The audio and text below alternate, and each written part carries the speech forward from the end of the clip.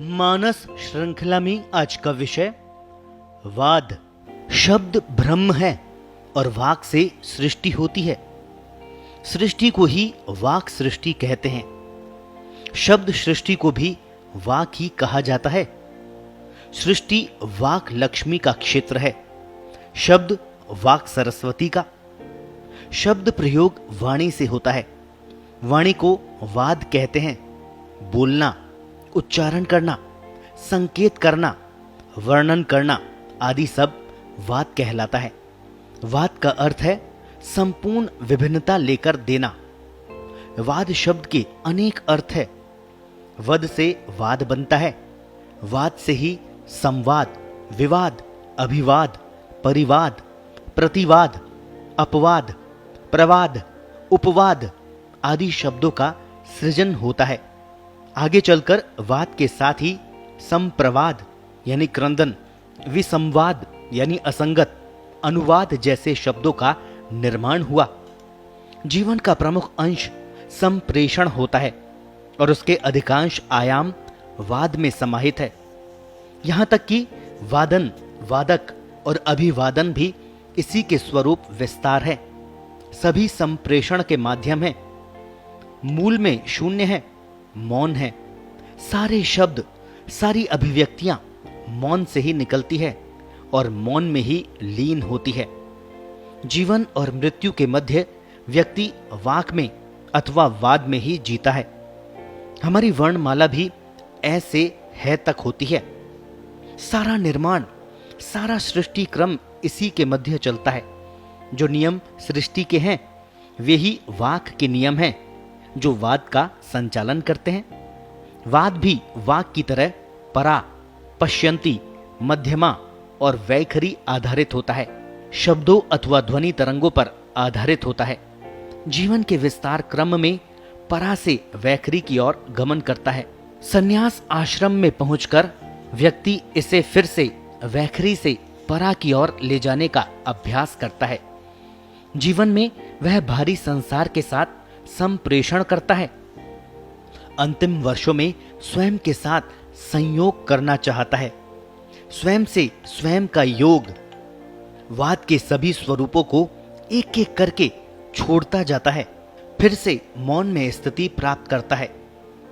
अनेक बार व्यक्ति चाहते हुए भी मौन नहीं साध पाता, चित्त स्थिर नहीं हो पाता, एकांत का सहारा ढूंढता है।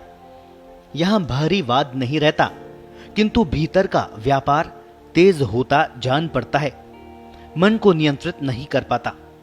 संगीत का सहारा भी चित्त को स्थिर करने में महत्वपूर्ण भूमिका निभाता है।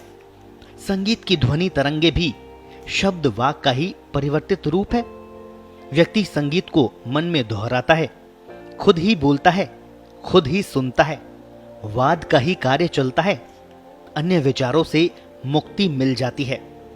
मौन भी वाद बन जाता है।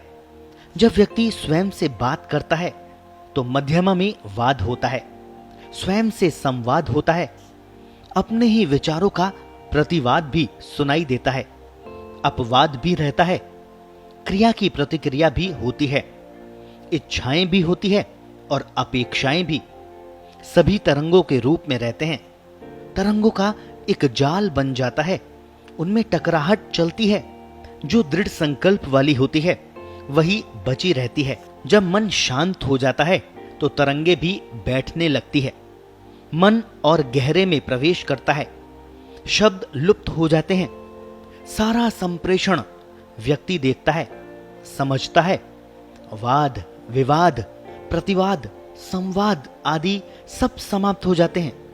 वाद से शुरू हुई प्रक्रिया निर्विवाद में आकर ठहर जाती है। केवल भाव रह जाते हैं।